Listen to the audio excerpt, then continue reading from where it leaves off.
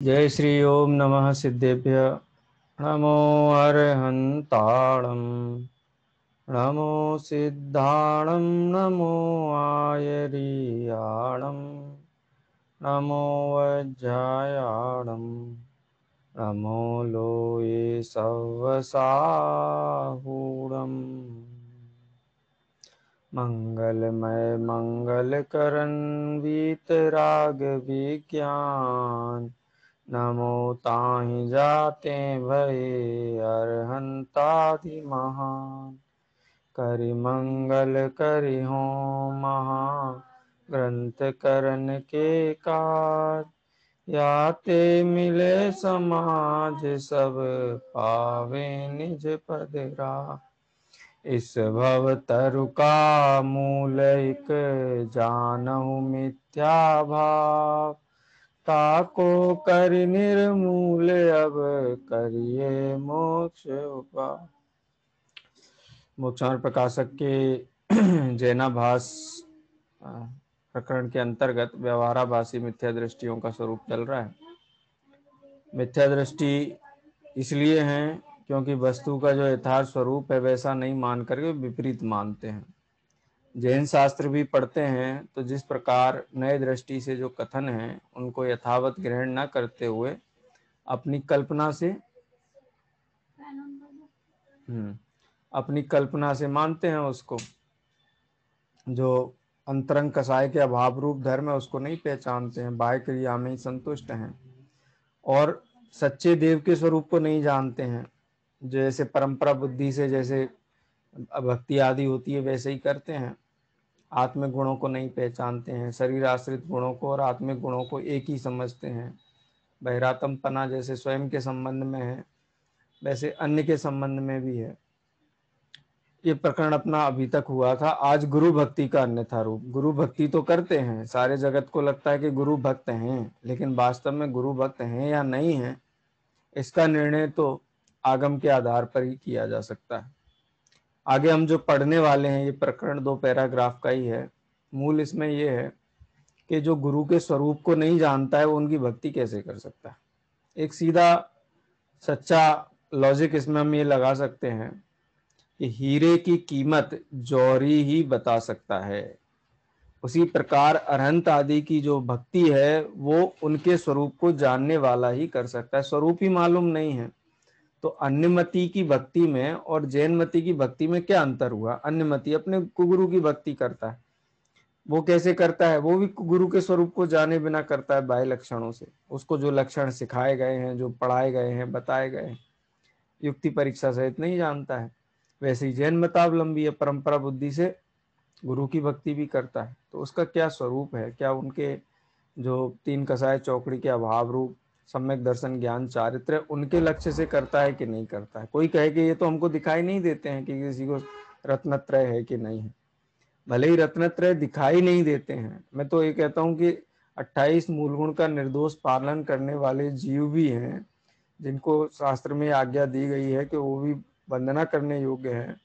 क्यों? क्योंकि निर्दोष पालन होने से वो जिन लिंगी ही हैं। अब अंतरंग में उनको कसाय का अभाव है या नहीं है ये अन्य नहीं जान सकता है।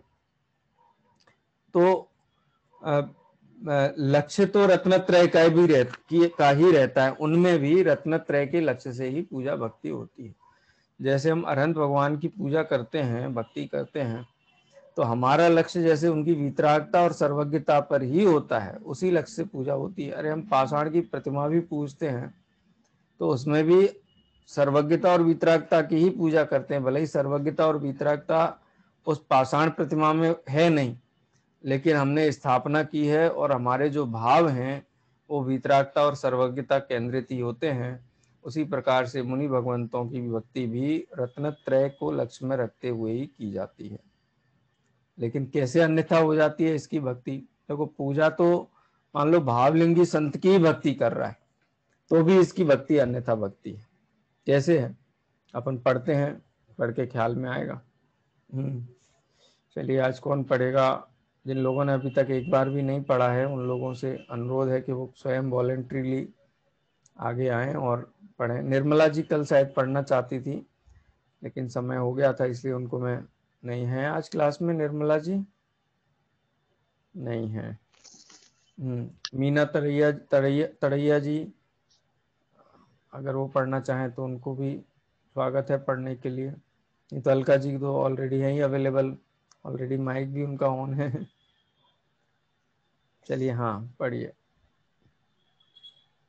जी सर। गुरु भक्ति का अन्यथा रूप। अब गुरु भक्ति उसके कैसी होती है सो कहते हैं। कितने ही जीव आज्ञानुसारी हैं, वे तो यह जैन के साधु हैं, इसके हमारे गुरु हैं, इसलिए इनकी भक्ति करनी, ऐसा विचार कर उनकी भक्ति करते हैं।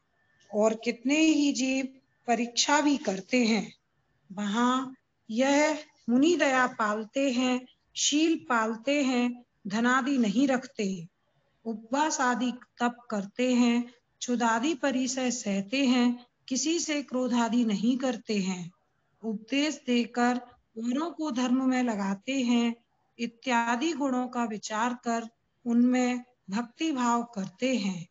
परंतु ऐसे गुण तो परम हंसादिक अन्य मतियों में तथा जैनी मिथ्या दृष्टियों में भी पाए जाते हैं, इसलिए इनमें अति व्याप्ति पना है, इनके द्वारा सच्ची परीक्षा नहीं होती। देखो यहाँ पे इस पैराग्राफ में पंडित जी साहब ने परमहंसादिक का उदाहरण दिया। जैन साधु और परमहंसादि वो भी नग्न रहते हैं, वो भी विरक्त रहते हैं, उनसे कोई कुछ भी कहता रहे वो क्रोध आदि नहीं करते हैं, जैन साधु भी नहीं करते हैं। बाह्य लक्षणों की अपेक्षा समान है, तो अब भेद कैसे करें? बाह्य लक्षणों से तो भेद नहीं किया जा सकता है। और यदि इन्हीं बाह्य लक्षणों से ही उनकी पूजा भक्ति की जाए तो जो परमहंसादि जो अन्य मति हैं, वैदिक मति हैं, जिनको वस्तु के स्वरूप का भी ख्याल नहीं है, मिथ्या दृष्टि है, तो उनकी पूजा और इनकी पूजा में फर्क क्या रहा? तो कहने का तात्पर्य पंडित साहब ये कहना चाहते हैं कि जो दिगंबर मुनि हैं उनके जो सच्चे गुण हैं, उन सच्चे गुणों का लक्ष्य ना हो, परिचय ना हो, निर्णय ना हो, तब तक गुरु भक्ति नहीं हो सकती। तो गुरु भक्ति के लिए ऐसा नहीं सामने गुरु होना चाहिए। गुरु भक्ति हम भी करते हैं कि नहीं करते हैं? परोक्ष रूप से भी होती है ना, लेकिन परोक्ष रूप से भी गुरु की भक्ति होती है तो किन गुणों को लक्ष्य करके हम करते हैं? नग्न दिगंबर आदि पना है, ये तो सब असद्भुत व्यवहार का नए का विषय है। उनका भी गुण अनुवाद करते हैं, उनका भी नाम वगैरह लेते हैं, वो भी सही है, लेकिन फिर भी अंतरंग लक्ष्य तो हमको उनका रहता ही है। रत्नत्रय के धारी हैं, तीन कसाय चौकड़ी के अभाव वाले हैं, वीतरागी हैं।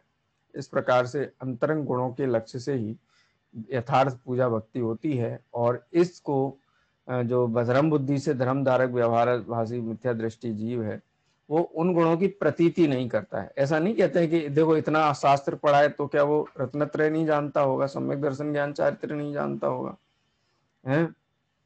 क्या उसको तीन कसाय का परिचय नहीं होगा? परिचय है, लेकिन प्रतीति नहीं है। स्वरूप क्या है इनका? इसीलिए कहते हैं सम्यक दृष्टि को ही सच्ची देवगुरु धर्म की विनय होती है, पूजा होती है, क्योंकि प्रतीति सहित है।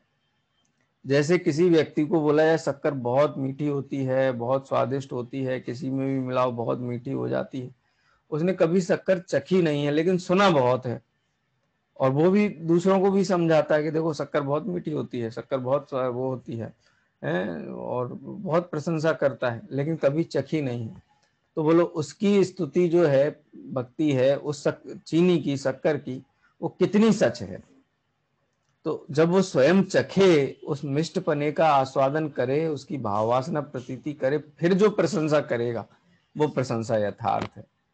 तो शास्त्राधिक से नामाधिक जान लेता है, लेकिन प्रतीति तो बाह्य लक्षणों की ही करता है। परमहंसादि पहली बात तो बाह्य लक्षणों से ही मानता है। अपन दावे के साथ ये बात कह सकते हैं, हम जैन समाज में हैं, दिगंबर आमनाय में हैं, शुद्ध आमनाय में हैं। हम पूरे जो दिगंबर जैन समाज है उसमें कितने लोग ये जानते हैं कि दिगंबर साधुओं की अंतरंग बहिरंग विशेषताएं क्या हैं? कितने लोग जानते हैं? पीछी कमंडल है, बस इसी से ही परिचय है। हाथ में पीछी कमंडल है माने हो गया बस, इससे इससे आगे तो कुछ है ख्याल में ही नहीं है। और नग्न दिगंबर हैं, परिग्रह सहित हैं, वो परिग्रह की तरफ दृष्टि नहीं जाती है, जबकि ये तो बहिरंग लक्षण है। बहिरंग लक्षणों का ही यथार्थ निर्णय नहीं है, अंतरंग तक कहाँ तक कैसे पहुंचे वो शास्त्र के आधार से जाने। तो यहाँ तो शास्त्र के आधार से जानने वाले जो जीव हैं उनका विश्लेषण है, माने बाकी लोगों की तुलना में ये 99% जो शास्त्र के अनुसार तो जानते ही नहीं है, 1% जानते हैं। वो 1% में ये लोग हैं धर्म बुद्धि से धर्म धारक व्यवहाराभासी मिथ्या दृष्टि, लेकिन उनमें भी अन्यथा पना है, वो यहाँ पर पंडित जी साहब स्पष्ट कर रहे हैं। तो वही अतिव्याप्ति दोष होगा। यदि परम हंसादि के जो लक्षण हैं वही समान लक्षण हम दिगंबर मुनि में देख करके भक्ति आदि करते हैं, अंतरंग रत्नत्रय आदि जो अभिनवभावी लक्षण हैं उनका लक्ष्य नहीं है, उनकी समझ नहीं है, प्रतीति नहीं है, श्रद्धा नहीं, तो वो अन्यथा भक्ति में ही आएगा। देखो ये शब्द का भी बहुत मर्म है। गुरु भक्ति, गुरु तो सच्चे हैं लेकिन भक्ति कैसी है, अन्यथा है। एक तो कुगुरु की भक्ति होती है, अन्यथा गुरु की भक्ति, और गुरु की अन्यथा भक्ति, दोनों के बीच में अंतर ख्याल में आता है ना। गुरु अन्यथा है माने परिग्रही हैं, ते हैं कुलिंग लहि महत भाव धारे, कुलिंग लहि महत भाव के जो कुलिंगी गुरु हैं माने जो परिग्रह सहित हैं, क्रोध आदि करते हैं, परमहंस आदि के हैं, वो अन्यथा गुरु हैं। उनकी भक्ति वो अन्यथा गुरु की भक्ति है। यहाँ कहते गुरु तो सच्चे हैं, है तो सामने असली हीरा, लेकिन इसको परख करना ही नहीं आता है, तो क्या उसकी कीमत करेगा, क्या उसकी वैल्यू करेगा। तो गुरु तो सच्चे हैं लेकिन स्वरूप ही मालूम नहीं है, भाव वासना नहीं है, प्रतीति नहीं है, तो कैसे उनकी विनय करेगा। ऐसी बात यहाँ पर कही गई। ठीक है, अगला पैराग्राफ पढ़िए, लता तरैया जी पढ़िए जी। तथा जिन गुणों का विचार करते हैं उनमें कितने ही जीव आश्रित हैं, कितने ही पुद्गल आश्रित हैं। उनके विशेष ना जानते हुए असमान जाति मुनि पर्याय में एकत्व बुद्धि से मिथ्या दृष्टि ही रहते हैं, तथा सम्यक दर्शन ज्ञान चारित्र की एकता रूप मोक्ष मार्ग वह ही मुनियों का सच्चा लक्षण है, उसे नहीं पहचानते। क्योंकि यह पहचान हो जाए तो मिथ्या दृष्टि नहीं रहते। इस प्रकार यदि मुनियों का सच्चा स्वरूप ही नहीं जानेंगे तो सच्ची भक्ति कैसे होगी। पुण्यबंध के कारणभूत शुभ क्रिया रूप गुणों को पहचान कर उनकी सेवा से अपना भला होना जानकर उनमें अनुरागी होकर भक्ति करते हैं। इस प्रकार गुरु भक्ति का स्वरूप कहा है। हाँ, तो अब यहाँ पे एक चीज देखिए, जैसे अरहंत आदि में असमान जाति पर्याय जो एकत्व बुद्धि है स्वयं के संबंध में भी है, और अरहंत को भी वही पुद्गलाश्रित और आत्माश्रित दोनों को एक जैसा ही मानते हैं, वैसा ही गुरु के संबंध में है। अगर शरीर के नग्न पने से मुनिपना मानते हैं तो असमान जाति पर्याय में ही मुनिपने की कल्पना हुई ना।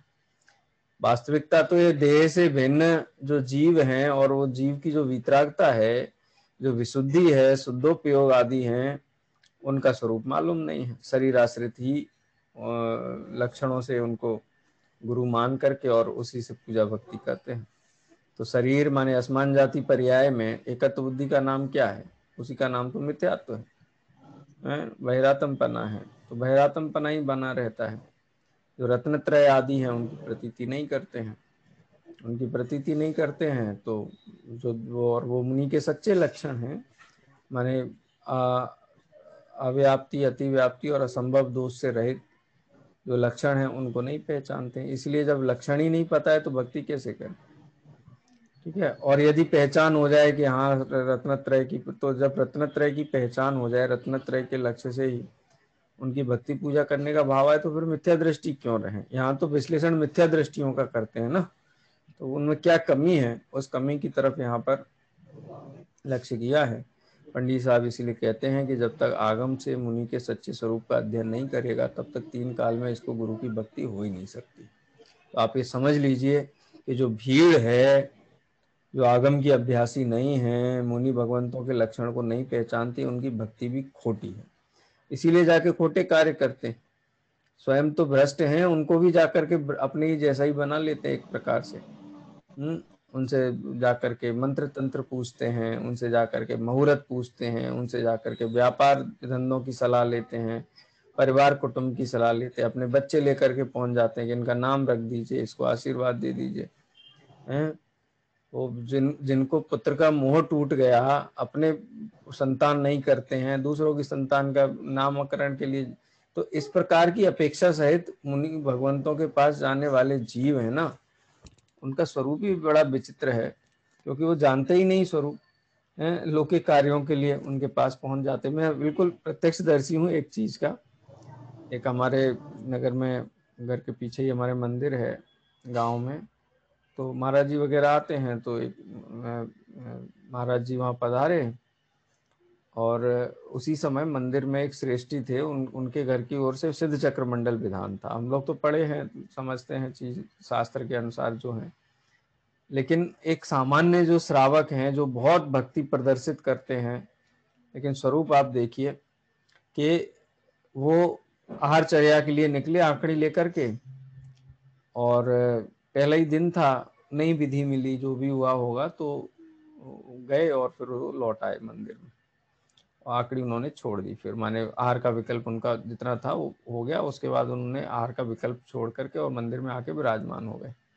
अब वो श्रेष्ठी आए, वो तो क्या गलती हो गई महाराज हमसे, क्या हो गया हमको, मतलब आप फिर से चलिए और इस बार हम आपको पड़गान कर देंगे। मैं देख करके आश्चर्यचकित था, मैंने कहा ये क्या है, मतलब श्रावकों को मुनियों का स्वरूप ख्याल में नहीं है। इस प्रकार से आहारचर्या होती है क्या मुनियों की? जो भी हो, लेकिन सच्चे भक्त को जो उनके पूज्य हैं उनका स्वरूप भी मालूम होना चाहिए, नहीं तो ठगाए जाने के स्थान बहुत है। ठगाए जाने के स्थान कैसे हैं कि जो छल सहित है, कपट सहित है, उसकी भी पूजा भक्ति हो जाएगी अगर यथार्थ स्वरूप मालूम नहीं। और अहित किसका होगा? स्वयं का अहित होगा। इसलिए सच्चे लक्षण, क्योंकि जिसको यही मालूम नहीं सोना दिखता कैसा है, सोना होता कैसा है, और खरीदने जाए बाजार में हैं, और कोई भी ठगिया है वो बोले कि देखो बहुत बढ़िया सोना है, देखो बिल्कुल पीला है और बहुत बढ़िया है, और वो ऐसे ही बाहे में पीलापन देख करके खरीद ले, तो नुकसान किसका है?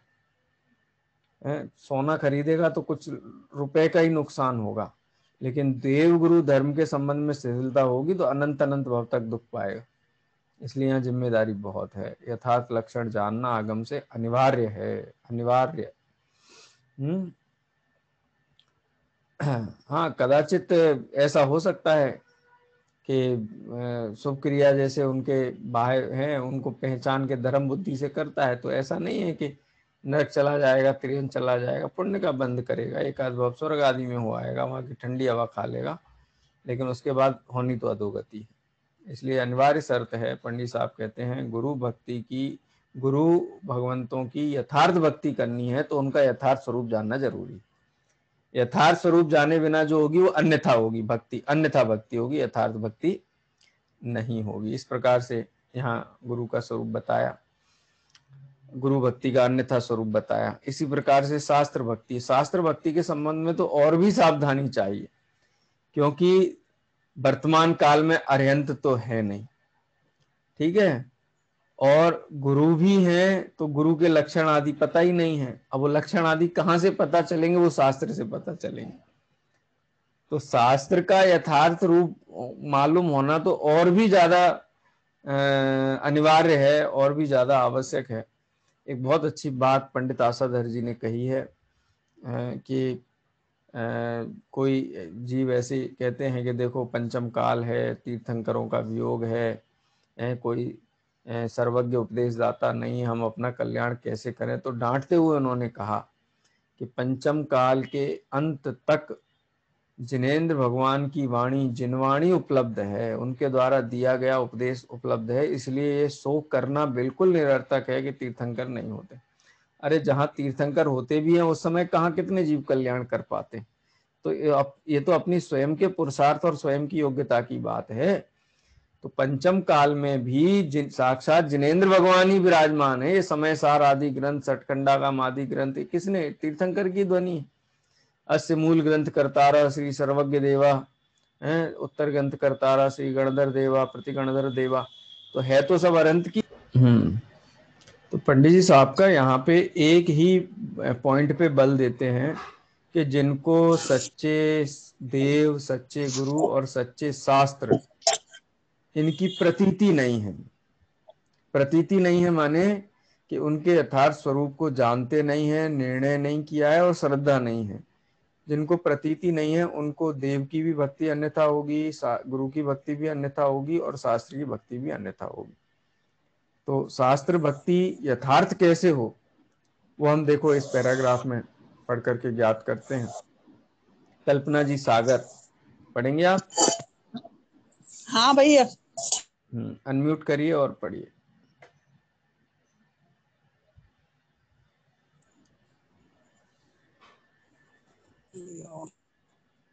क्या हो गया? दिख रहे हैं शास्त्र? सर एक मिनट, वो कुछ हो गया गड़बड़। अच्छा कोई बात नहीं। आराधना दीदी पढ़ेंगी? अरे यार। सर मैं पढ़ूं? हाँ चलिए, कौन पढ़ रहा है? किसने बोला मैं से? मैं समझ नहीं पाया। रुचि। हाँ रुचि जी पढ़िए। आपने तो मुझे लगता है 2-3 महीने से आपको मैं पढ़ने के लिए बोला ही नहीं मैंने। पढ़िए रुचि जी पढ़िए। जी सर। शास्त्र भक्ति का अन्यथा रूप। अब शास्त्र भक्ति का स्वरूप कहते हैं। कितने ही जीव तो यह केवली भगवान की वाणी है, इसलिए केवली के पूज्य बने के कारण यह भी पूज्य हैं, ऐसा जानकर भक्ति करते हैं। तथा कितने ही इस प्रकार परीक्षा करते हैं कि इन शास्त्रों में विरागता, दया, क्षमा, शील, संतोष आदि का निरूपण है, इसलिए यह उत्कृष्ट है, ऐसा जानकर भक्ति करते हैं। सो ऐसा कथन तो अन्य शास्त्र वेदांतिक में भी पाया जाता है। तथा इन शास्त्रों में त्रिलोकादिक का गंभीर निरूपण है, इसलिए उत्कृष्टता जानकर भक्ति करते हैं। परंतु यह अनुमानादिक का तो प्रवेश है नहीं, इसलिए सत्य असत्य का निर्णय करके महिमा कैसे जाने? इसलिए इस प्रकार सच्ची परीक्षा नहीं होती।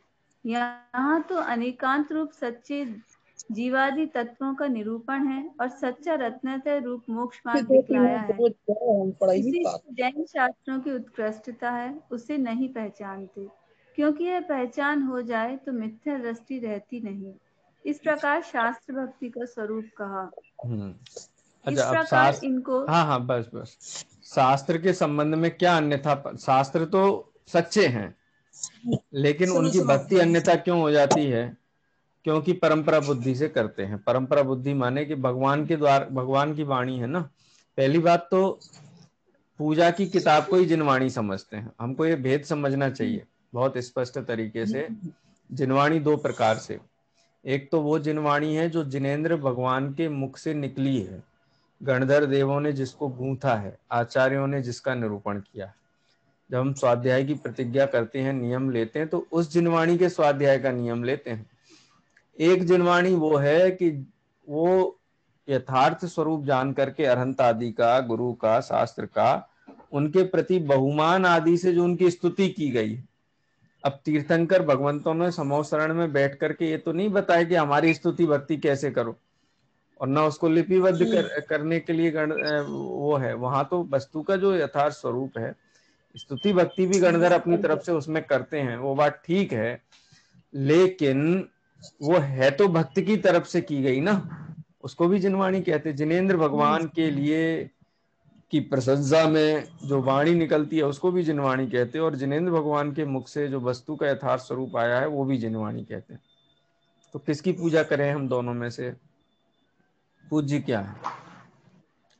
मैं यही नहीं कहता हूं कि पूजा की किताब है वो उस अभिनय करने योग्य है। अभिनय तो किसी की भी नहीं करनी। हम लौकिक पुस्तकों की भी अभिनय है, लेखन आदि सामग्रियां हैं, इनकी अभिनय नहीं करते हैं, क्योंकि हम तो वर्ण मात्र को ही सिद्ध के समान पूज्य मानते हैं। वर्णो सिद्ध समामनाया। लेकिन सच्ची जिनवाणी वो है जो जिनेंद्र भगवान के मुख से निसृत है, उद्घाटित है, गणधर देवों ने जिसकी रचना की है। एक तो ये बात हुई। तो हम पूज्य किस लिए मानते? क्योंकि भगवान ने कही, इसलिए हम पूज्य मानते हैं। मान लो कोई हमारे पास पुस्तक है, उसको हम इसलिए पूज्य मानते हैं क्योंकि भगवान ने कही है। तो इस हिसाब से तो गीता भी पूज्य हो गई, क्योंकि जो श्री कृष्ण को मानने वाला है वो कहता है ये पूज्य है। कुरान भी पूज्य हो गया, क्योंकि वो कहता है ये तो दिस इज द गॉड के द्वारा क्या बोलते हैं, अल्लाह की क्या वो पूरा संग्रह है उपदेश का। तो किसी व्यक्ति विशेष ने कही है इसलिए पूज्य है क्या? यदि इस लक्षण से पूज्य माना जाए तो कुछ भी अपूज्य रहेगा ही नहीं, सारे धर्मों की सारी किताबें पूज्य हो जाएंगी। किसी किताब में बलि करना लिखा है तो वो भी बात सच्ची हो जाएगी, पूज्य हो जाएगी, क्योंकि उनके ईश्वर ने कहा।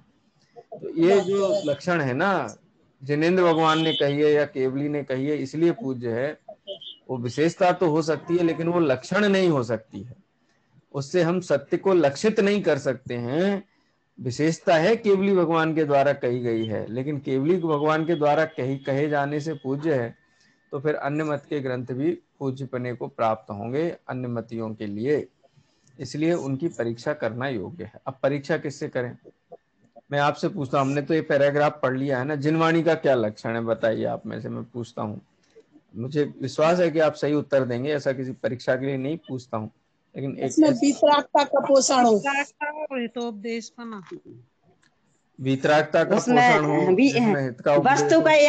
वस्तु का यथार्थ स्वरूप दर्शाया है, ये इसलिए पूज्य है। 3 हुए लक्षण, एक वितरागता हुआ, एक हितोपदेशी पना हुआ, एक वस्तु का यथार्थ स्वरूप हुआ, और केवली भगवान की वाणी जिसमें है वो। इसका तो हम विश्लेषण कर चुके हैं। केवली भगवान की वाणी, क्या ये लक्षण बनाया जा सकता है? नहीं बनाया जा सकता है, लक्षण नहीं। कोई कह दे, आपको कोई भी किताब दे दे, कह दे केवली भगवान की वाणी है, इसकी पूजा करो, कर लेंगे हम? नहीं करेंगे। अच्छा, वितरागता की बात अपन करते हैं, तो क्या वितरागता जैनों की मोनोपोली है? वितरागता वैराग्य, वैराग्य प्रत तो अन्य लोग भी लिखते हैं, भर्तृहरि ने भी लिखा है वैराग्य शतक, संसार शरीर भोगों की असारता बताई है, तो क्या वो जिनवाणी है? नहीं है जिनवाणी, सर्वज्ञ के द्वारा कही गई है। तो वो कहते हैं हमारे भगवान श्री कृष्ण सर्वज्ञ है और उन्होंने गीता का उपदेश दिया है, तो गीता फिर पूज्य हो गई। वो तो वस्तु का स्वरूप है, वस्तु का यथार्थ स्वरूप बताया है, उस स्वरूप को, वस्तु के यथार्थ स्वरूप को भी ले लेते हैं। मुसलमान कहते हैं कि कुरान में वस्तु का यथार्थ स्वरूप बताया है, इसलिए पूज्य है, तो पूजेंगे हम। बताए सर, इसी में तो लिखा है यहाँ तो अनेकांत स्वरूप सच्चे जीवादि तत्वों का निरूपण है। हाँ, ये है लक्षण। सच्चा रत्नात्रय मोक्षमार्ग दिखलाया है, उसी से जैन शास्त्रों की उत्कृष्टता है। हाँ, उसे देखो नहीं कैसे पहचाने, क्योंकि ये होते हैं लक्षण। हाँ, कैसे पहचाने कि शास्त्र सच्चे हैं? जिनागम का लक्षण है। हाँ, जो परीक्षा योग्य विषय हैं वो अविरोधी हों, जीव का स्वरूप, पुद्गल का स्वरूप, धर्म का स्वरूप, अधर्म का स्वरूप, आकाश का स्वरूप, काल का स्वरूप, ये अविरोधी है कि विरुद्ध भाषित होता है। कोई कहता है कि एक ऐसा मनुष्य है जिसके मुख उसके जैसा है, क्या बोलते हैं, हाथी के जैसा है, सत्य भाषित होता है। कोई कहता है हमारे ईश्वर हैं वो सर्वज्ञ हैं, और वो लोगों को कभी कभी भोले होकर के वरदान दे देते हैं कि तुम जिसके सर पे हाथ रखोगे वो भस्म हो जाएगा। कहते हैं हमारे ईश्वर सर्वज्ञ हैं, लेकिन वो वन खंडादिक में ढूंढते हैं जब सीता को, तो पूछते हैं हे खग हे मृग हे मधुकर श्रेणी तुम देखी सीता मृग ने। तो ये विरुद्धपना कहाँ से आया? एक तरफ कहते हैं सर्वज्ञ है और दूसरी तरफ ऐसे नादानी के काम करते हैं, ये विरोधीपना है। तो शास्त्र का सबसे बड़ा लक्षण है अविरोधीपना, और वो अविरोधीपना किससे सिद्ध है? वो अनेकांतमय वस्तु व्यवस्था और उसका स्याद्वाद शैली में किया गया निरूपण है, इसीलिए अविरोधी है। देखो, हम किस आदमी को प्रामाणिक मानते हैं? कि जिसकी बात में कोई मायाचारी ना हो। आज कुछ बोले, कल कुछ बोले, परसों कुछ बोले, सुबह कुछ बोले, शाम को कुछ बोले, मुझसे कुछ बोले, सामने वाले से कुछ बोले, वो प्रामाणिक हो सकता है हमारे लिए व्यक्ति? इसी प्रकार से जो जिनवाणी है, वो जिनवाणी हमारे लिए पूज्य क्यों है? क्योंकि जिनवाणी अविरोधी है। उसकी प्रामाणिकता का सबसे बड़ा आधार ये है कि वो सभी जीवों के हित की बात करती है, कहीं कोई विरोध नहीं है, कहीं किसी भी प्रकार का कोई परस्पर कोई टकराव नहीं है। चाहे वो तमिलनाडु में आचार्य कुंद ने कुछ लिखा हो, चाहे यहाँ इंदौर के पास धारा नगरी में बैठ करके दूसरे आचार्यों ने कुछ लिखा हो, दर्शन आचार्य आदि ने जो भी उपदेश दिया हो, चाहे वो सठखंडागम की जो पूर्ण हुआ अंकलेश्वर में, गुजरात में, चाहे वहां लिखा गया हो, पूरी जिनवाणी सामने रख लो, कहीं कोई विरोध आपको परस्पर देखने को नहीं मिलेगा। मूल शास्त्रों की बात करता हूँ, बाद में तो बहुत इस प्रकार के चीजें आई हैं कि वो पढ़ करके ही दुख होता है कि जिनवाणी के नाम पे प्रकाशित होती हैं, बड़े बड़े फोटो लगा देते हैं, बातें उसमें ऐसी लिखी हुई हैं, शनिवार को इनका मंत्र पढ़ो और रविवार को उनका मंत्र पढ़ो। ये जिनवाणी है कोई? जिनवाणी का सबसे बड़ा लक्षण है, क्योंकि आचार्य समंतभद्र देव कहते हैं सत्यमेवासि निर्दोषो युक्ति शास्त्रा विरोधी वाक अविरोधो यदिष्टम ते। जो आपको इष्ट है, हे जिनेन्द्र भगवान, जो आपको इष्ट है, आपको इष्ट माने आपके द्वारा कहा गया है, अविरोधो, वह अविरोधी है। और हे जिनेन्द्र भगवान, आपकी इसीलिए हम पूजा भक्ति करते हैं। देवागम नभोयान चामरादि विभूतया माया विश्वपि दृश्यन्ते नातस्तमसि नो महान। देवागमन, आपके यहाँ देवों का आगमन होता है, देव आपकी सेवा करते हैं, हम इसलिए आपको पूज्य नहीं मानते। नभोयान, आप आकाश में विहार करते हैं, धरती से 20,000 हाथ ऊपर आपका विहार होता है, आप स्पर्श भी नहीं करते कमलों को, और आप बिल्कुल आकाश में विहार करते हैं, इसलिए भी हम आपको पूज्य नहीं मानते। चामरादि विभूते, आपके अष्ट प्रातिहार हैं, चमर ढुर रहे हैं, पुष्प वृष्टि हो रही है, दिव्य ध्वनि खिल रही है, सिंहासन पर बैठे हुए हैं, अशोक वृक्ष लगा हुआ है, ओंकार ध्वनि हो रही है, जय जय नाद हो रहा है, पुष्प की वर्षा हो रही है, गंधोदक है, ये अष्ट प्रातिहार के कारण भी हम आपको पूज्य नहीं मानते। क्यों नहीं मानते भाई? भगवान पूछे समंतभद्र, तो कहते माया विश्वपि दृश्यन्ते, कि भाई इन कारणों से हम पूज्य माने ना, तो फिर हमको मायावियों को भी पूजना पड़ेगा। क्यों? ऐसा चमत्कार तो मायावी लोग भी कर लेते हैं। उसके बाद कहते हैं कि अच्छा, भगवान की देह परम औदारिक है, उनका रक्त का वर्ण है वो स्वेद है, आध्यात्मम बहिरप्येसा विग्रहादि महोदया, है कि आपके बिल्कुल शरीर में इतना सुंदर शरीर, बिल्कुल चिर युवा जैसे आप दिखते हैं। तो कहते हैं ऐसा शरीर तो देवों का भी होता है। कैसे हैं देव? आध्यात्मम बहिरप्येसा विग्रहादि महोदया, दिव्या सत्यौ दिवौ कसु अपि, दिवौ कसु जो दिव्य देव हैं, कैसे हैं? रागादि मत्सु, रागादि से दुखी देवों में के भी शरीर इतने सुंदर होते हैं। हो सकता है इससे भी ज्यादा सुंदर दिखाई दें, इससे भी ज्यादा वो सुंदर रचना बना ले अपने शरीर की। भगवान की वीतराग मुद्रा के कारण भगवान आकर्षक लगते हैं, लेकिन कोई चमड़ी का रंग देखे, खून का रंग देखे, शरीर का चमत्कार देखे तो देव तो बहुत सुंदर हो सकते हैं। तो फिर हमको देवों को भी दोष देना पड़ेगा, वो दुखी देवों को।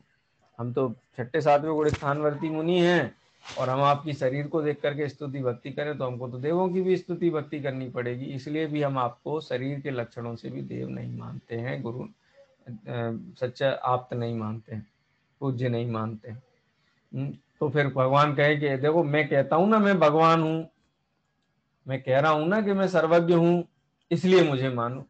मैंने जो बात कही है वो सच्ची है, इसलिए तुम मुझे भगवान मानो। तो आचार्य समंतभद्र देव उसके लिए भी ना बोल दें, इसलिए भी हम आपको भगवान नहीं मान सकते। क्यों? क्योंकि ऐसे तो हर गली मोहल्ले में मिल जाएंगे, कहते मैं भगवान हूँ, मैं भगवान हूँ। अभी भी है ना बहुत सारे भगवान, निर्मल बाबा जैसे कहते हैं हम भगवान हैं, ओशो है वो कहता है हम भगवान हैं, सत्य साईं है वो कहते हैं हम भगवान हैं, भगवान रजनीश, कैसे कैसे भगवान है। तो भगवान मैं कहने लगूं मैं भगवान हूँ तो मुझे पूजने लगेंगे सभी। हो सकता है पूजने वाले मिल भी जाए, मिल जाते हैं दुनिया में, कमी नहीं है सड़े नारियल वालों की, किसी को भी भगवान मान लेते। एक वो है, क्या नाम है, नित्यानंद, उसने एक द्वीप खरीद लिया छोटा सा, कैलासा नाम रख दिया, देश बना दिया उसको, वो कहता है मैं भगवान हूँ यहाँ का। हजारों करोड़ों रुपए की डोनेशन मिलती है, और 5 इंद्रिय के विषय भोगों में मस्त है, कहता है मैं भगवान। तो कोई ये कहे कि मैं सर्वज्ञ हूँ, मैं भगवान हूँ, उसके कहने से माना जा सकता है? तो आचार्य समंतभद्र वहां भी कहते हैं तीर्थकृत समया नाम च परस्पर विरोधता, कई कहते हैं कि हम तीर्थंकर हैं, हम सबको तारने वाले हैं, लेकिन उन सभी की बातों में परस्पर विरोध है। एक कहता है पूरब में जाओ, एक कहता है पश्चिम में जाओ, एक कहता है उत्तर में जाओ, एक कहता है दक्षिण में जाओ। तो हम सबको कैसे भगवान माने? कश्चिदेव भवेत गुरु, उनमें से कोई एक ही सच्चा हो सकता है। अब सच्चा है ये हम कैसे पहचाने? इसका क्या आधार है? तो उसके लिए कहते हैं, हे जिनेंद्र भगवान, हमको तो आप ही सत्य भाषित होते हैं, आपके अलावा कोई सत्य भाषित होता नहीं। कि जिनेंद्र भगवान तो है नहीं वर्तमान में, समंत भद्राचार्य भी पंचम काल में ही हुए ना, तो क्या उनको जिनेंद्र भगवान दिख गए थे? अरे दिखे नहीं थे, लेकिन युक्ति शास्त्रा विरोधी बात, जिनेंद्र भगवान की जो अविरोधी वचन हैं वो वचन आज भी हमें उपलब्ध हैं। बुद्धजन मरालई परिचिता, आज भी जो बुद्धजन ज्ञानी जीव हैं, रूपी जो हंस है वो है ना, यदि आवा गंगा मल नय कल्लोल विमला, किसी को याद है महावीर अष्टक का छंद? सुना है? हाँ जी बोलिए। सर, याद है सर। यदि गंगा विविध नय कल्लोल विमला,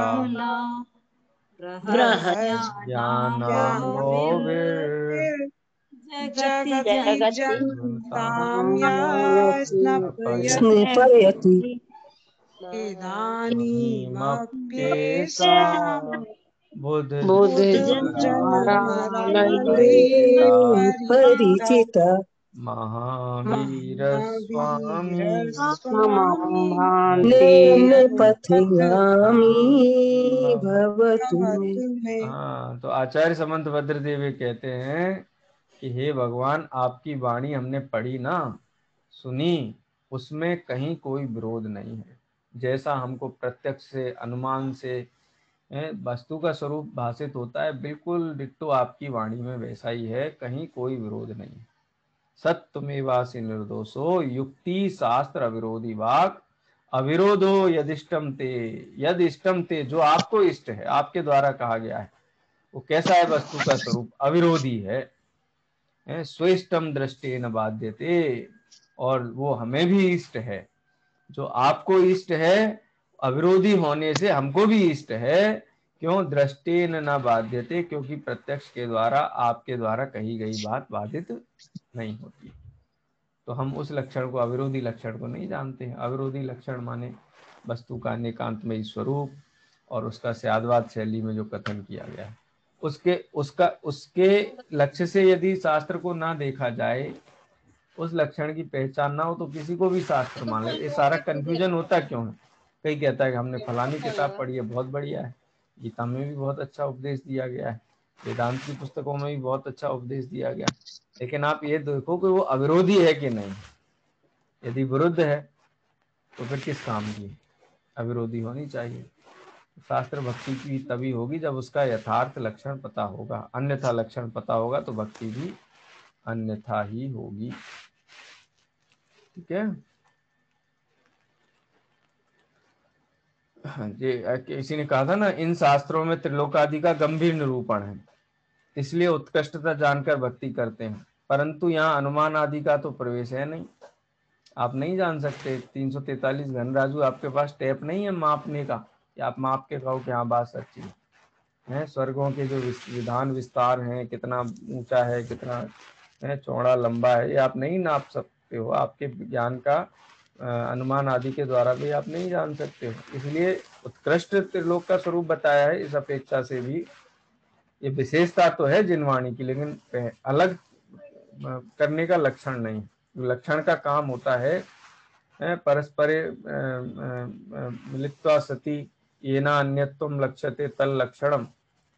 लोग 10 किताबें सामने रख दें अन्य मतों की और कहें कि ये जिनवाणी है, इसको पूजो, अथवा जिनवाणी के नाम से हमारे सामने 4 खोटी किताबें और एक सच्ची किताब रख दें, उसके ऊपर भगवान महावीर के फोटो लगा दें, 5 के ऊपर नाम लिख दें आचार्य का, तो क्या हमारे लिए 5 पूज्य हो सकती हैं?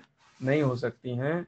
हम उसको पढ़ करके, उसकी परीक्षा करके, अविरुद्ध जान करके ही हम ये निर्णय कर लेंगे कि हाँ ये जिनवाणी। और यदि जिन शास्त्रों की अनेकांत और स्याद्वाद से पहचान हो जाए तो फिर सम्यक दृष्टि हो गया ना, फिर कहाँ मिथ्यात्व रहा, यथार्थ भक्ति हो गई फिर तो। यहाँ तो अनेकांत रूप सच्चे जीवादि तत्वों का निरूपण है और सच्चा रत्नत्रय रूप मोक्ष मार्ग दिखलाया है। उसी से जैन शास्त्रों की उत्कृष्टता है, उसे नहीं पहचानते। है, क्योंकि यह पहचान हो जाए तो मिथ्या दृष्टि नहीं रहती है। इस प्रकार शास्त्र भक्ति का अन्यथा निरूपण कहा। अब यहाँ जो अपन धर्म बुद्धि से धर्म धारक व्यवहाराभासी का जो प्रकरण पढ़ रहे हैं, इसके क्या चरण रहेंगे, स्टेप्स क्या रहेंगे कि शास्त्र में देवगुरु धर्म के श्रद्धान का नाम सम्यक दर्शन कहा। जीवा जीवादि नाम तत्वार्था नाम सदैव कर्तव्यम, जीवादि 7 तत्वों के श्रद्धान का नाम सम्यक दर्शन का है, भेद विज्ञान का नाम सम्यक दर्शन कहा है, और आत्म श्रद्धान का नाम सम्यक दर्शन कहा है। इन चारों स्टेप्स के आधार पर पंडित जी साहब यहाँ धर्म बुद्धि से धर्म धारक व्यवहाराभासी मिथ्या दृष्टि जीव का स्वरूप कहने वाले। तो एक स्टेप पूरा हो गया, पहला वाला, देव भक्ति के संबंध में, गुरु भक्ति के संबंध में और शास्त्र भक्ति के संदर्भ में।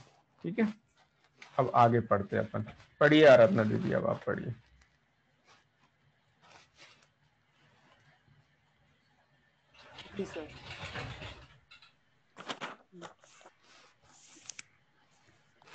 इस प्रकार शास्त्र भक्ति का स्वरूप कहा। इस प्रकार इसको देव गुरु शास्त्र की प्रतीति हुई, इसलिए व्यवहार सम्यक्त हुआ मानता है, परंतु उनका सच्चा स्वरूप भासित नहीं हुआ है, इसलिए प्रतीति भी सच्ची नहीं हुई है। सच्ची प्रतीति के बिना सम्यक्त की प्राप्ति नहीं होती, इसलिए मिथ्या दृष्टि ही है। अब 7 तत्व का अन्यथा रूप। तथा शास्त्र में तत्वार्थ श्रद्धानम सम्यक दर्शनम, तत्वार्थ सूत्र 1-2 ऐसा वचन कहा है। इसलिए शास्त्रों में जैसे जीवादि तत्व लिखे हैं वैसे आप सीख लेता है और वहाँ उपयोग लगाता है, औरों को उपदेश देता है, परंतु उन तत्वों का भाव भासित नहीं होता, और यहाँ उस वस्तु के भाव ही का नाम तत्व कहा है। सो भाव भासित हुए बिना तत्वार्थ श्रद्धान कैसे होगा?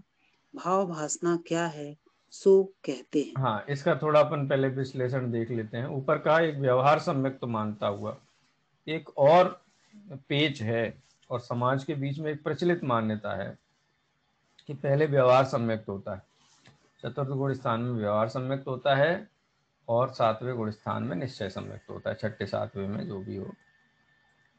तो बड़ा सुन के आश्चर्य होता है, व्यवहार और निश्चय हैं क्या? व्यवहार और निश्चय हैं नए, और दोनों नए किसी भी वस्तु में एक साथ ही घटित होते हैं। इसमें क्रम नहीं होता कि निश्चय ने व्यवहार ने पहले घटित होगा, निश्चय ने बाद में घटित होगा, या व्यवहार ने पहले घटित होगा, निश्चय ने बाद में, या निश्चय पहले व्यवहार बाद में। ऐसा घटित नहीं किया जाता है। एक ही समय वस्तु की जिस विवक्षा को मुख्य किया जाए वो विवक्षा कहलाएगी। जहाँ व्यवहार विवक्षा को मुख्य किया जाएगा तो व्यवहार निरूपण कहलाएगा, निश्चय की विवक्षा को मुख्य किया जाएगा तो निश्चय निरूपण कहलाएगा। एक भ्रांति चलती है समाज में, और बड़े विद्वानों के मुख से कभी कभी सुनते हैं तो बड़ा खेद मिश्रित आश्चर्य होता है कि व्यवहार सम्यक तो पहले होता है, चतुर्थ गुण स्थान में तो व्यवहार सम्यक होता है। कई लोग तो ऐसा कहते हैं कि जिनने जैन कुल में जन्म लिया सब व्यवहार समकिति है, सब सेवसम समकिति है। क्यों? तो सच्चे देवगुरु धर्म है ना, उनको ही मानते, अपन तो अन्य को मानते ही नहीं, को गुरु को देव को धर्म को। जिनवाणी पढ़ते, जिनवाणी से 7 तत्व पढ़ते, इसलिए व्यवहार सम्यक्त तो है ही। अब तो निश्चय सम्यक्त का पुरुषार्थ करो, और निश्चय सम्यक्त का पुरुषार्थ कैसे होगा? व्रतादि धारण करो और उसके बाद निश्चय सम्यक्त होगा। तो ऐसे निश्चय और व्यवहार सम्यक्त तो क्या पूर्वापर भावी हैं, पहले ये होगा बाद में वो होगा, या एक ही सम्यक दर्शन का 2 प्रकार से निरूपण है? तो इसके लिए बहुत दूर जाने की जरूरत नहीं है हमको अपनी कल्पना दौड़ाने की, या तो आचार्यों ने स्पष्ट स्वरूप लिखा ही हुआ है निश्चय और व्यवहार सम्यक्तों का शास्त्रों के अंदर। निश्चय सम्यक्त का ये स्वरूप है, परद्रव्यन्ते भिन्न आप में रुचि सम्यक्त भला है, परद्रव्यन्ते भिन्न आप रूप को जान पनोसो सम्यक ज्ञान कला है, परद्रव्यन्ते भिन्न आप में लीन रहे थिर सम्यक चारित्र सोई, अब व्यवहार मोक्ष मग सुनिए हेतु नियत को होई। अब वही निश्चय सम्यक दर्शन है और वही व्यवहार सम्यक दर्शन, उसी का फिर व्यवहार नए से स्वरूप कहते हैं। देखो आचार्य कुंदकुंद देव 20, 21, 22, 23, 24, 25 गाथा में अप्रतिबुद्ध का लक्षण बताया, अज्ञानी का लक्षण क्या बताया? जो परद्रव्य को मैं हूं ऐसा माने, या मैं परद्रव्य पुद्गल हूँ ऐसा माने, परद्रव्य मेरा कर्म है, के मैं परिणाम परद्रव्य का को हूँ। नो कर्म के परिणाम को जो कर्म के परिणाम को नो कर्म के परिणाम को जो ना माने, वह ऐसा 19वीं गाथा में बताया। फिर हाँ 20वीं गाथा में, हाँ, फिर 20वीं गाथा में अहमेदम में एदम अहम अहमेदस्य, हाँ, इस प्रकार से जो बात है, तो भाव वासना ही है ना वो भाव वासना नहीं हो तो अप्रतिबुद्ध रहा, अज्ञानी रहा, मिथ्या दृष्टि रहा, तो भाव वासना बाद में होगी, पहले विकल्पात्मक होगा। ये जिनवाणी की कसौटी पर ये बात खरी उतरती ही नहीं है। दोनों सम्यक दर्शन एक साथ ही होते हैं। जब जीव की श्रद्धा गुण की अपेक्षा से, निर्मलता की अपेक्षा से देखा जाए तो निश्चय सम्यक दर्शन है।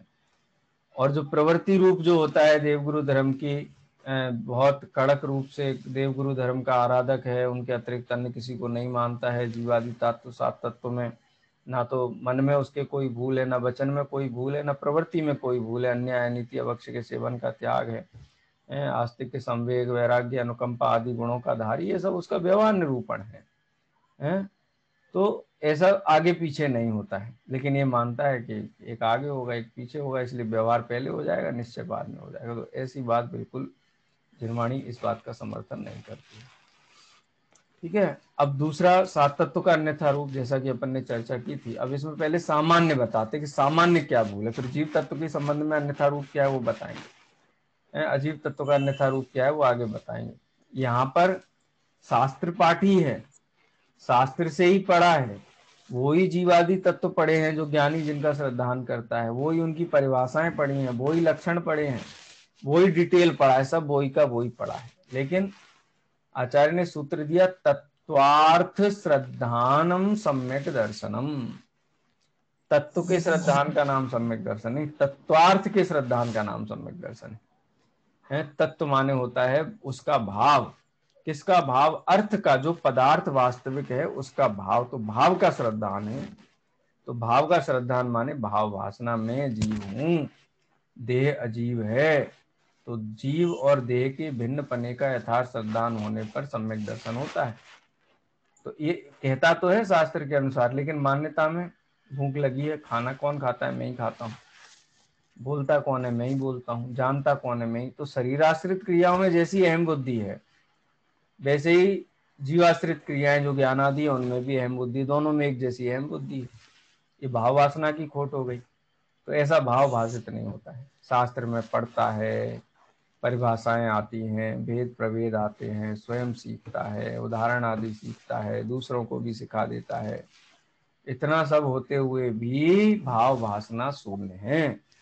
मान्यता के स्तर पर बिल्कुल रंच मात्र फर्क नहीं आया है, क्योंकि मान्यता बदलती है तो पूरी बदलती है, उल्टी रहेगी तो पूरी उल्टी रहेगी, और यथार्थ रहेगी तो पूरी यथार्थ रहेगी। ठीक है, तो इस प्रकार से तत्वों का भाव भाषित नहीं होता, और वस्तु के भाव का नाम ही तत्व है। तत्वार्थ, अर्थ माने पदार्थ, और तत्व माने उसका भाव, भाव वासना होना, मैं हूं, पर है, पर मेरा करता नहीं, मैं पर का करता नहीं। ऐसी भाव वासना होने पर कर्तृत्व बुद्धि मिटती है, अन्याय नीति अवक्ष चले जाते जीवन। लेकिन ये भाव वासना नहीं है, नाम आदि और उदाहरण दृष्टांत सब आते हैं। सो भाव भाषित हुए बिना तत्वार्थ श्रद्धान कैसे होगा। अब पंडित साहब भाव वासना क्या है, बहुत सुंदर उदाहरण यहाँ पे है। आप वो सुंदर उदाहरण पढ़ेंगे तो आपको विशेष ख्याल में आएगा। 7 मिनट है हमारे पास, इसमें कुछ मैं आपको एग्जाम्पल भी मैं आपको लिखाऊंगा, आपको नोट करना, थोड़ा भाव वासना की दृष्टि से आवश्यक है, वैसे तो उदाहरण है ही। चलिए, रीडिंग कौन करेगा? सर मैं पढ़ूं?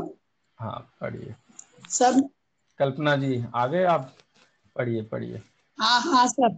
हाँ जी पढ़िए। सप्त तत्व का अन्यथा स्वरूप तथा शास्त्र में तत्वार्थ श्रद्धानम सम्यक दर्शनम। तत्वार्थ सूत्र का तत्वार्थ सूत्र पहले अध्याय का दूसरा सूत्र ऐसा वचन कहा है। इसलिए शास्त्रों में जैसे जीवादि तत्व लिखे हैं वैसे आप सीख लेता है और वहां उपयोग लगाता है, औरों को उपदेश देता है, परंतु उन तत्वों का भाव भाषित नहीं होता। और यहाँ उस वस्तु के भाव ही का नाम तत्व कहा है। सो भाव भाषित हुए बिना तत्वार्थ श्रद्धान कैसे होगा। अब भाव वासना क्या है सो कहते हैं। जैसे कोई पुरुष चतुर होने के अर्थ शास्त्र द्वारा स्वर, ग्राम, मूर्छना, रागों का स्वरूप और ताल ताल तान के भेद तो सीखता है, परंतु स्वर आदि का स्वरूप नहीं पहचानता।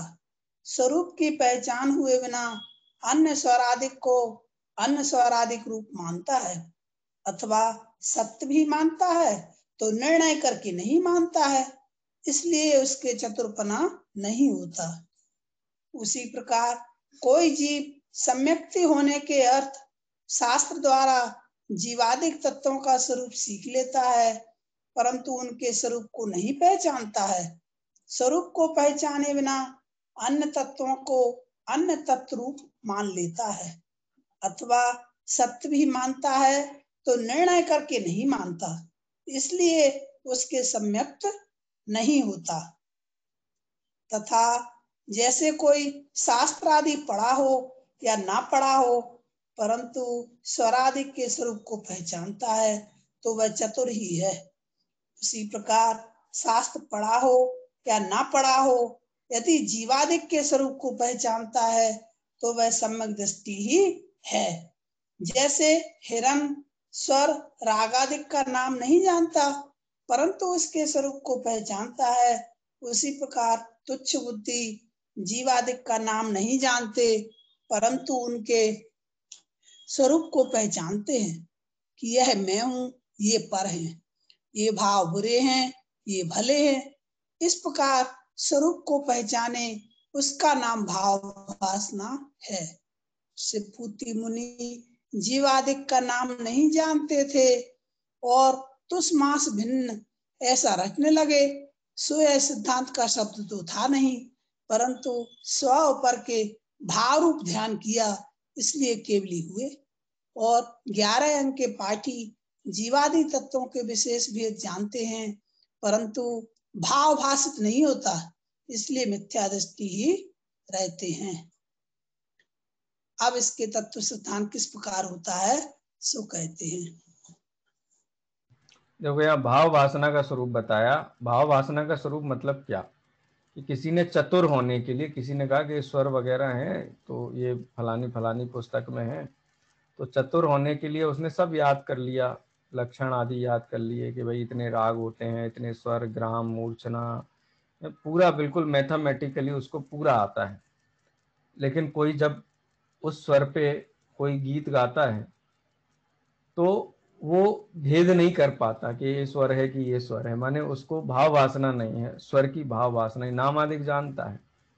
तो कोई पूछे कि भाई कौन सा स्वर बज रहा है, तो जो उसने पढ़े है ना बढ़िया सुंदर, कोई ऐसा शब्द जगत में किसी ने सुनाई नहीं हो, ऐसे स्वर का नाम बोले कि ये वाला स्वर है ना ख्याल में। तो मूर्ख लोग हैं जिनको उसकी परिचय नहीं है, ना स्वर की पर का भाव वासना है और ना नाम आदि का आते, वो तो कदाचित कहेंगे हाँ ठीक है ठीक है ठीक है। लेकिन जो भाव वासना जानता है और नामादिक भी जानता है, वो तुरंत कहेगा कि नहीं ये स्वर नहीं है, ये स्वर है ना ख्याल में। तो फिर वो कहने लगे कि हाँ हाँ बराबर है, ये यही है यही है। तो पहले तो किसी स्वर को अन्यथा कहा, ठीक है, दूसरी बार किसी अन्य के कहने से कहा हाँ ये बराबर है, तो उसकी स्वयं का निर्णय प्रतीति तो है नहीं, और स्वयं की निर्णय प्रतीति नहीं है तो उसको हम चतुर कैसे कहें? चतुर कहें माने उस विषय का निष्णात कैसे कहें? दूसरी तरफ ऐसा है जो सिद्धांत में लिया, इसीलिए कोई सम्यक दृष्टि होने के अर्थ शास्त्र में जीवादि 7 तत्व के नाम जान लेता है, परिभाषा आदि पढ़ लेता है, उसका दृष्टांत भी जानता है, जीव है, अजीव है, आश्रव है, जैसे नाव के 2 छेद हैं वैसे आश्रव होता है, बंद, वो पानी जो नाव में भर जाता है वो बंद के जैसा है, वो छेद को बंद कर दो तो पानी नहीं आएगा, वो संवर के जैसा है, भरे हुए पानी को लीचना वो निर्जरा के जैसा है, और बाद में जब अपने गंतव्य तक पहुंच जाए, डेस्टिनेशन तक, तो मोक्ष हो गया। तो ऐसे उदाहरण से आदि भी शास्त्र के अनुसार मिला लेता है। लेकिन मैं जीव हूँ, पर से भिन्न हूँ, पर द्रव्य को देख करके किसी भी प्रकार का इष्ट अनिष्टपना उत्पन्न ना हो, इस रूप भाव वासना नहीं है, जो है ना सूक्ष्मता से पर में संतोष है, इसको पर में अहम पना है, ममत्व पना है, कर्तापना है, भोक्तापना है, पैसे से जीवन चलता है, भगवान के उपदेश से मैं सुखी हो जाऊंगा, गुरु शिष्य को उपदेश दे करके सुखी बनाता है, मैं शुभ भाव करता हूं तो कर्म का बंध होता है। ये सब 2 द्रव्यों के मिश्रित वाक्य हैं। वहां उपचार से निमित्त नैमित्तिक पना तो है, लेकिन वहां कर्ता कर्म पना मानता है। तो ये भूल है। नाम आते हुए भी भाव वासना के अभाव में एक द्रव्य को दूसरे द्रव्य का कर्ता ही मानता है। दूसरी तरफ एक दृष्टांत और दिया पंडित साहब ने कि त्रयंश गति के जीव हैं, तो हमारे जैसे शास्त्र पाठी तो नहीं है, लेकिन कितने ही समगति हैं, तो उस भाव को पहचानते हैं। भाव वासना होने से उनको सम्यक दर्शन है। और कोई 11 अंग और 9 पुरु का पाठी भी हो जाए, लेकिन स्वपर का भेद विज्ञान की भाव वासना जिनको नहीं है, अपने स्वरूप को नहीं पहचानते हैं, उनके लिए वो सारा का सारा ज्ञान वो जैनाभास में ही जाएगा। वो किसी भी हो सकता है वो उपदेश देख करके दूसरा कोई उपदेश सुने और वो चेत जाए, वो सम्यक दर्शन ग्रहण कर ले। जैसा कि लाठी संहिता में कहा है, 11 अंग और 9 पुरु का पाठी जो है वो इतना निष्णात निपुण होता है कि अन्य को उपदेश दे और अन्य को सम्यक दर्शन हो जाए, लेकिन स्वयं रीता का रीता है। इसलिए भाव वासना मुख्य है। तो धर्म बुद्धि से धर्म धारक जीव है, वो शास्त्र के अनुसार जानपना, दृष्टांत आदि वो सब जानता है, लेकिन भाव वासना नहीं होने से है, उस रूप उसका अभिप्राय नहीं होने से, अभिप्राय में भूल होने से वो मिथ्या दृष्टि ही रहता है। यदि अभिप्राय सहित पहचाने तो फिर मिथ्या दृष्टि क्यों रहे, फिर तो संकिति हो जाएगा। अब कोई कहे कि उनको शिवभूति मुनि को भी तो वो भी तो कुछ आता नहीं था, उनको क्षोभसम बहुत कमजोर था, तुष्मास भिन्नम ऐसा ही रटते रहते थे, ही रटते रटते केवल ज्ञान होगा। तो ऐसा कथा में हम पढ़ते हैं, लेकिन वास्तव में वो रटते थे या उनको भाव वासना थी स्वपर की, मैं क्या हूँ, ज्ञान स्वभावी आत्मा हूँ, ये देहादि एकदम मुझसे परद्रव्य हैं, परद्रव्य जगत के सारे हैं, मैं उनसे निरपेक्ष हूँ, वो मेरे किसी भी कार्य की पूर्ति नहीं कर सकते हैं, मुझे सुखी नहीं बना सकते हैं, मैं पर कुछ ऐसी भाव वासना सहित उनको था। शुभ संज्ञान अल्प था तो तुष्मास भिन्नम बोलते होंगे, लेकिन भाव वासना यथार्थ रहने से अंतर मुहूर्त काल तक उनको किसी भी पर पदार्थ के लक्ष्य से इष्टनिष्ठ बुद्धि नहीं हुई। छपक श्रेणी माणी केवल ज्ञान हो गया, लोकालोक झलक गया ज्ञान में। तो भाव वासना मुख्य है। वितरागता रूप होकर के परिणमित होने के लिए भाव वासना आवश्यक है। कितने शास्त्र याद हैं ये उसके लिए आवश्यक नहीं है, लेकिन शास्त्र पढ़े बिना भी पदार्थ का परिचय नहीं होने से भाव वासना कैसे हो। इसलिए कोई शास्त्र अभ्यास का कोई यहाँ निषेध नहीं है, होना तो शास्त्र से ही है। भले ही कोई त्रियंच गति के सम्यक दृष्टि जीव है, उन्होंने पूर्व भावों में क्रम से अभ्यास किया होगा, तो उस अभ्यास के बल से वो भाव वासना सहित है वर्तमान में। तो कोई शास्त्र अभ्यास का यहाँ पे आलोचना नहीं की गई है। शास्त्र अभ्यास का प्रयोजन है वस्तु के यथार्थ स्वरूप को जानकर उसकी भाव वासना करना, और उस भाव वासना का नाम ही सम्यक दर्शन है। एक सामान्य कथन ये किया। अब एक एक तत्व के बारे में अलग अलग विश्लेषण यहाँ प्रस्तुत करेंगे, उसकी चर्चा अपन कल करेंगे। आज यहीं विराम ले रहे हैं। किसी का कोई प्रश्न हो तो प्रश्न पूछ सकते हैं, उसके बाद अपन दिनवाणी स्तुति करेंगे।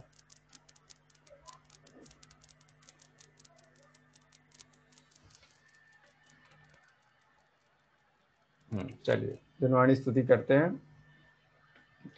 निज निधि निज में बताई, यह अनंत उपकार है, उसके लिए जिनवाणी माँ को वंदना सतबार है, वंदना सतबार है।